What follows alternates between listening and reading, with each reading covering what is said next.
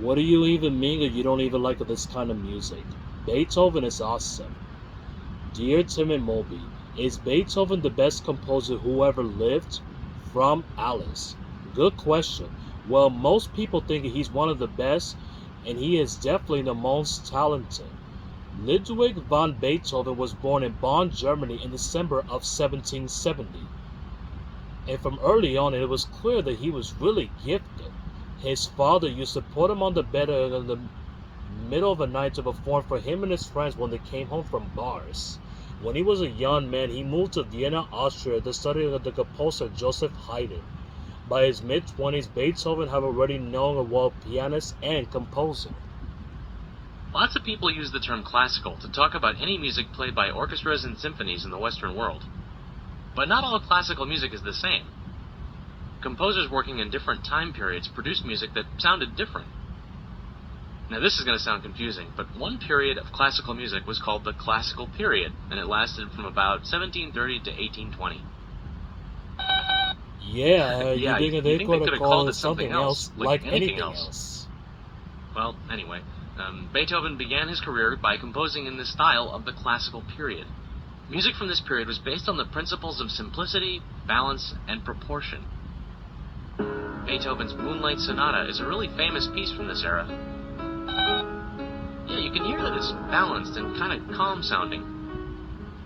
But just after the turn of the 19th century, when he was in his late 20s, Beethoven's music started to change. It was also around this time that he started to lose his hearing. Yeah, one of the most amazing things about Beethoven is that many of his greatest works were composed while he was mostly deaf.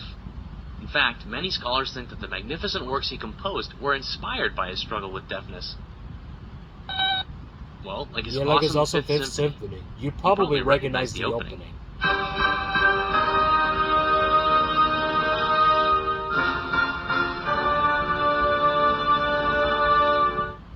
Beginning around 1816, the start of his last creative period, the music that Beethoven composed was really intense. Beethoven had a lot going on at the time. Besides losing his hearing, he couldn't even find anyone who would marry him, and he was often sick. So he got pretty depressed. He expressed those struggles through music. Probably the most famous piece from this later period is his Ninth Symphony. The last movement features a chorus, which was also a new thing to do. Beethoven's later music doesn't sound much like his earlier music. It tends to sound more like the expressive and emotional music from the Romantic period of classical music, which started around 1820. That's why Beethoven is usually considered one of the key figures in the transition between the classical and Romantic musical periods. Well, Beethoven was also special because he didn't work for royalty or a church like most other composers did back then.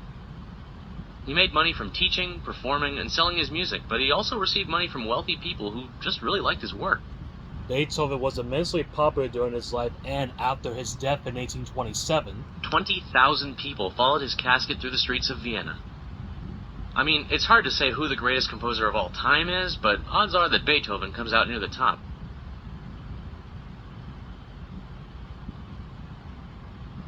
Can I have my Beethoven CD back?